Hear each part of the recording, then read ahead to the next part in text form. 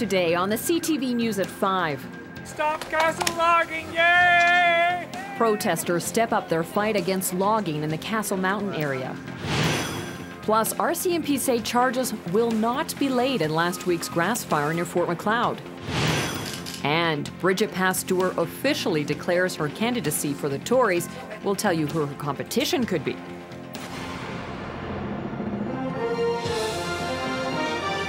CTV News with Jackie Scantlebury.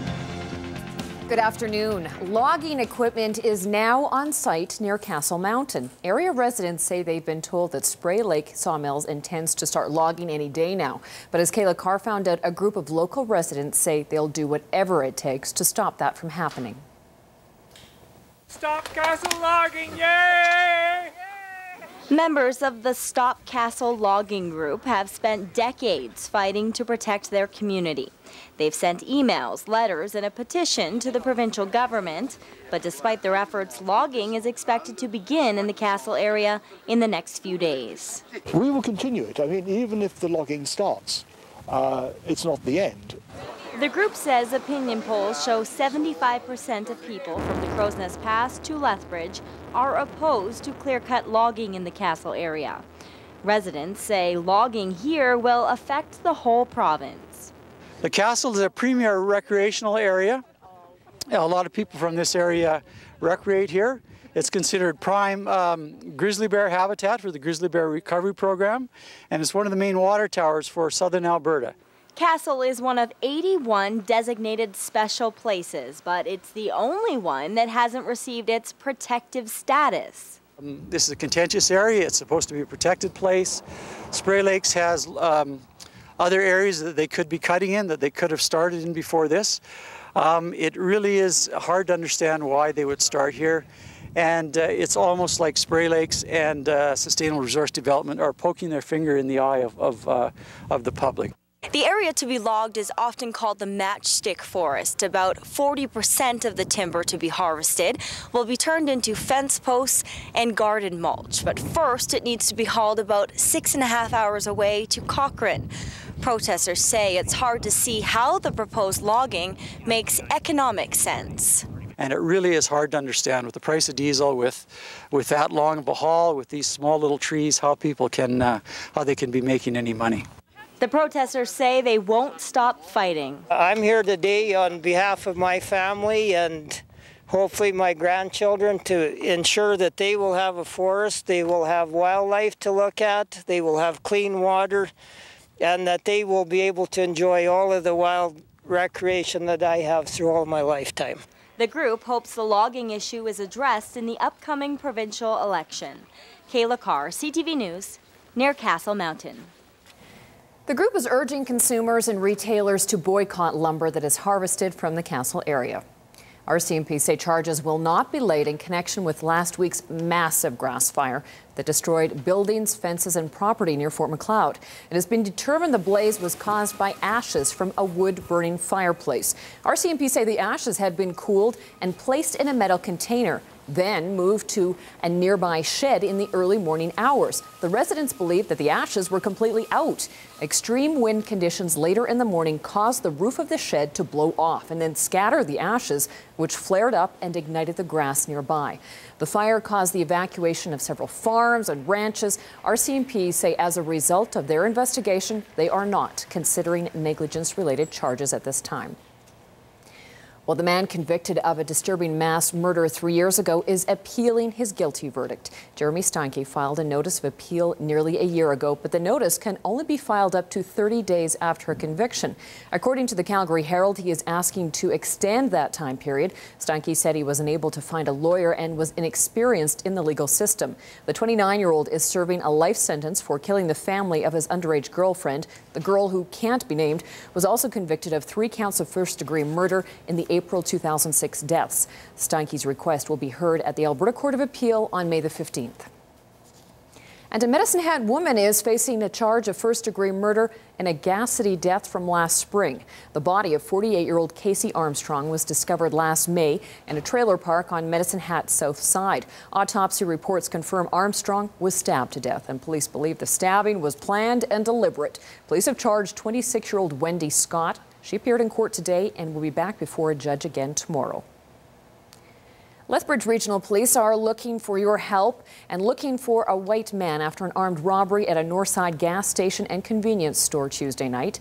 At about 9:30, a man walked into Gonzo's Gas & Go at 913 9th Avenue North, pointed a rifle at the employee and demanded money. He got away with some cash. The suspect's face was covered with a black cloth hanging over a ball cap with eye holes cut out. There was a lighter colored headband over the black headcloth. Now, he is white, about 5'3" to 5'9". The man was also wearing a black trench coat, blue jeans, and brown boots. The rifle was brown. Anyone with information is asked to contact police or Crime Stoppers.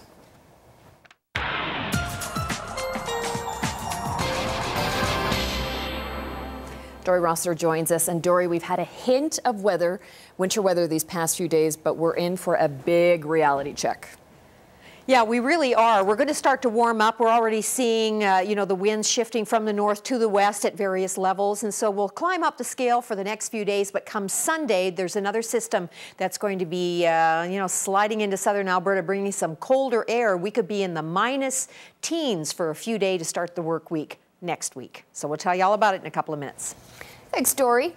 Well, donations continue to pour in for the families of 3 young people who were murdered near Claresholm last month. So far, nearly $20,000 has been collected to help cover the expenses of family members who will be attending a memorial service in Lethbridge this weekend. This afternoon, organizers released more details about the service, which gets underway 3 o'clock Saturday at the NMAX Centre. Terry Boat reports. They're very close to the boys that we lost. For those who knew the victims of the December 15th shooting at Claresholm, Saturday's memorial is about coming together to remember and pay tribute to the friends they lost, Tanner Craswell, Mitch McLean, and Tabitha Steppel. It was a good chance for the people here that they knew and affected so much to grieve together and be around each other at this time.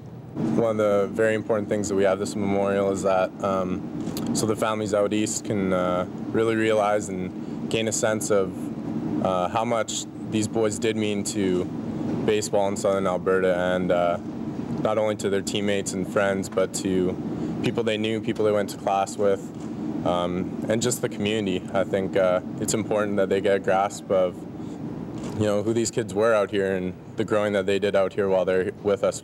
Organizers say the memorial will last about 90 minutes, broken down into a warm-up, 9 innings to cover different phases of their lives, as well as a post-game wrap that will include a short ceremony to retire the players' Lethbridge Bulls jerseys. This was a tragedy that struck us that none of us ever anticipated, none of us would ever think could happen in southern Alberta, and it did.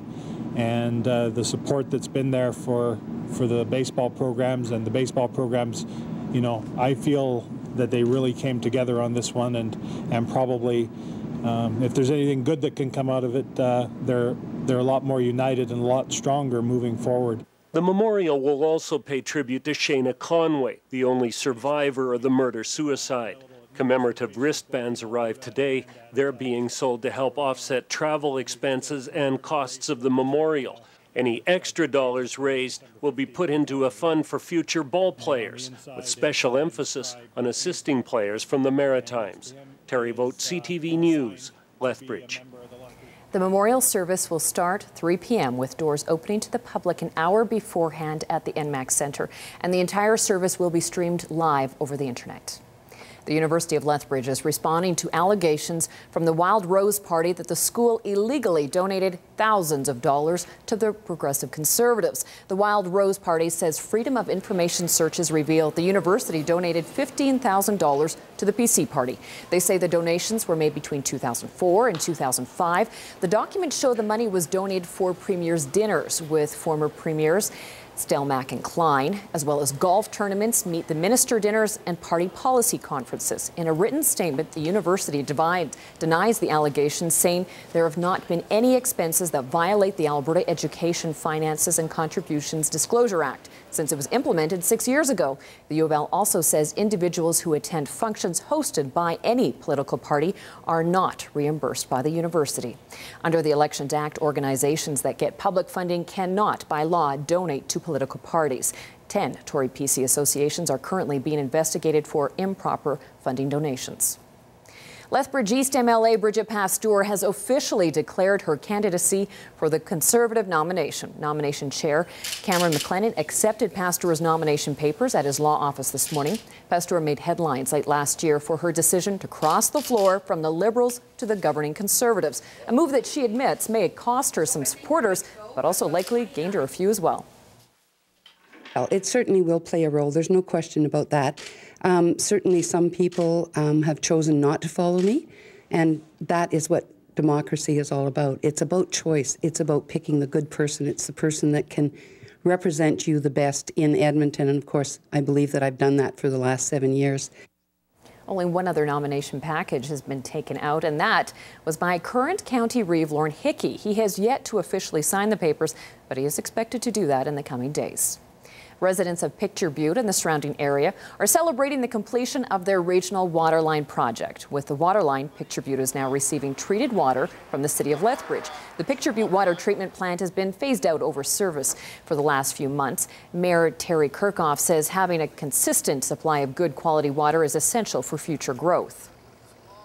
One of our challenges over the past number of years has been our water supply, and both the sort of the color and the flavor of it.